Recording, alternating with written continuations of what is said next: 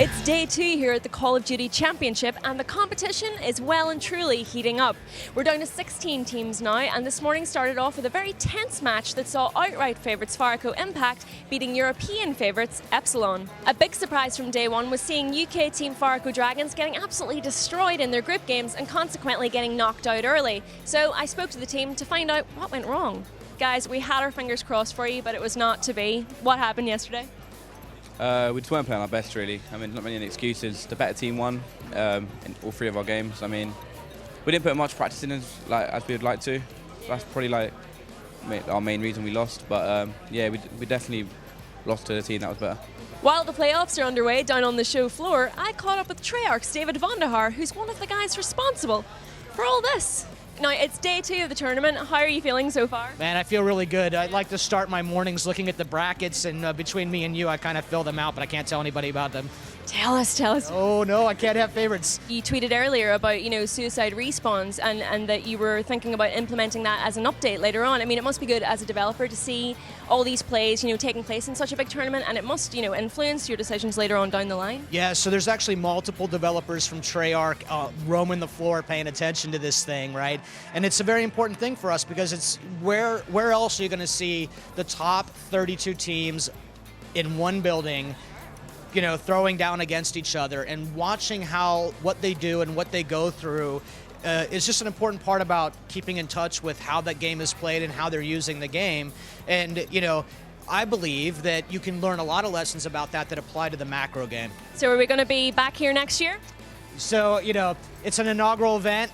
It would be out of character for me to make any predictions about the future in any way, shape, or form, right? It's a very exciting thing.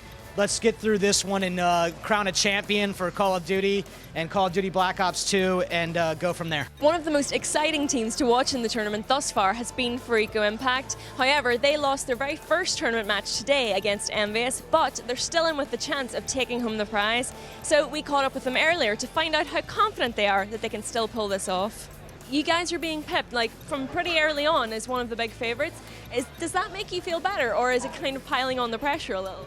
Honestly, it makes me feel better. The fact that people kind of see us in this like they fear us in a way, yeah. It kind of gives us a sigh of relief, because when we have to play them, we know they got those nerves because we're apparently the best team in the game, and they want to top us so bad. I mean, this is just the beginning. Call of Duty is just starting to get bigger and bigger and bigger, so I'm excited to see what the future holds. Okay, so I'm joined by the lovely Graeme Boyd of Xbox EMEA. It's been a long day, sir, but it has been an interesting one. What's been your highlights so far? It has been a long day. It's been amazing. I actually rolled out of bed and didn't even have any breakfast because I wanted to get here for the Epsilon versus Impact game. It was like 9 o'clock this morning. That kicked everything off this morning. Yeah. And that was amazing. So that was a highlight. That was always going to be for me the biggest game of the weekend. Obviously Epsilon, the team from Ireland, and kind of my pick, certainly from the European teams, to go far this weekend. You did actually say to me on the very first day, that's the one to watch. Thanks for putting that in there. I appreciate that. Yeah, I'm not just making it up. Yeah, I really wanted to see that game. It's kind of unfortunate that it was so early in the brackets. I was hoping that would actually be the final. They would both find their way there.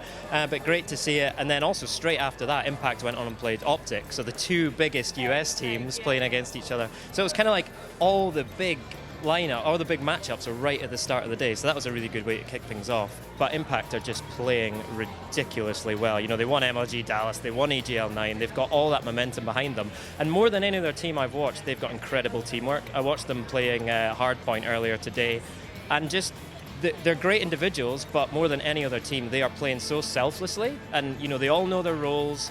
They're giving up kills so that the rest of their team can get the objective done, and it's really great to see, and I just think they're gonna take it.